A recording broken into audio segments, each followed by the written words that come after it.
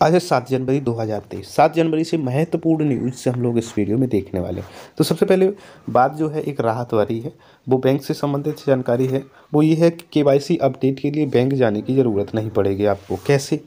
भारतीय reserve bank यानी कि RBI, reserve bank of India ने कहा है कि बैंक के खाताधारकों ने यदि अपने वैध दस्तावेज जमा करवा दिए हैं और उनके पते में कोई बदलाव नहीं हुआ है तो अपने ग्राहक को जाने यानी कि केवाईसी विवरण को अद्यतन करवाने के लिए उन्हें बैंक शाखा में जाने की कोई ज़रूरत नहीं है।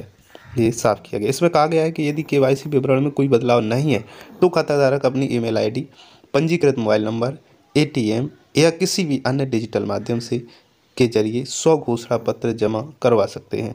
आरबीआई गवर्नर शक्तिकांत दास ने कहा था कि बैंकों को केवाईसी अद्यतन करने के लिए ग्राहकों पर बैंक शाखा में आने का दबाव नहीं बनाना चाहिए। केंद्रीय बैंक ने गुरुवार को यह दिशा निर्देश जारी किए। इसमें कहा गया यदि केवाईसी विवरण में कोई बदलाव नहीं है तो पुनः केवाईसी प्रक्रिया को पूरा करने के लिए ग्राहक का स्वघोषणा पत्र पर्याप्त है। अब बात करते हैं बेसिक शिक्षा विभाग से संबंधित महत्वपूर्ण न्यूज पर, जो इस प्रकार से है कि 10 लाख के खातों में अभी भी नहीं पहुंचा डीबीटी की राशि। जो कि डीबीटी है जो बच्चों के खातों, गार्जियन के खातों में ड्रेस, स्वेटर, जूता, मोजा, बैग के लिए धनराशि 1200 रुपये प्रति बच्चे आती है, वो अभी तक नहीं पहुंचे हुए। ये लखनऊ से न्यूज़ है।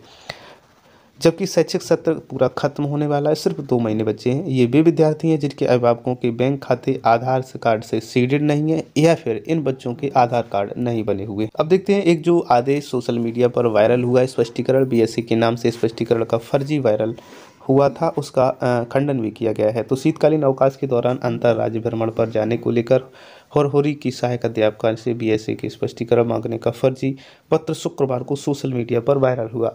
पत्र में 31 दिसंबर से 14 जनवरी तक के शीतकालीन अवकाश के दौरान जिला मुख्यालय छोड़ने पर अनुमति नहीं लेने का आरोप लगाते हुए शिक्षिका से 7 दिनों में जवाब देने को कहा गया था। अन्यथा की स्थिति में एक पक्षी कठोरतम कार्रवाई। सोशल मीडिया पर पत्र जारी होते ही शिक्षक मुखर हो गए।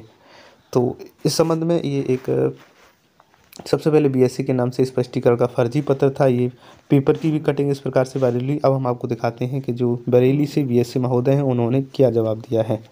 अब यहाँ पर देखते हैं ये जो आदेश है जिला बेसिक शिक्षा अधिकारी बरेली की ओर से है और इसमें कहा है सोशल मीडिया पर वायरल पत्र संख्या का स्पष्टीकरण 2/1/2023 के माध्यम से शीतकालीन अवकाश के दौरान बिना किसी पूर्व अनुमति के दूसरे राज्य में भ्रमण करने के कारण श्रीमती आरती सक्सेना, सहायक अध्यापक, कंपोजिट विद्यालय होरहुरी, विकास खंड मीरगंज, बरेली से प्रकरण विषयक स्पष्टीकरण मांगे जाने संबंधी प्रकरण संज्ञान में आया है और शीतकालीन अवकाश पर दूसरे राज्य में भ्रमण पर जाने के संबंध में संबंधित शिक्षिका से स्पष्टीकरण मांगे जाने के संबंध में अधो हस्ताक्षरी कार्यालय से कोई भी पत्र निर्गत नहीं किया गया है। तो यहाँ पर ये साफ कर दिया गया है कि कोई पत्र निर्गत नहीं किया गया है। प्रकरण विषयक जो तथाकथित पत्र वायरल हुआ है वह विभाग की छवि धूमिल किए जाने के उद्देश्य से किसी असामाजिक तत्व के द्वारा किया गया है।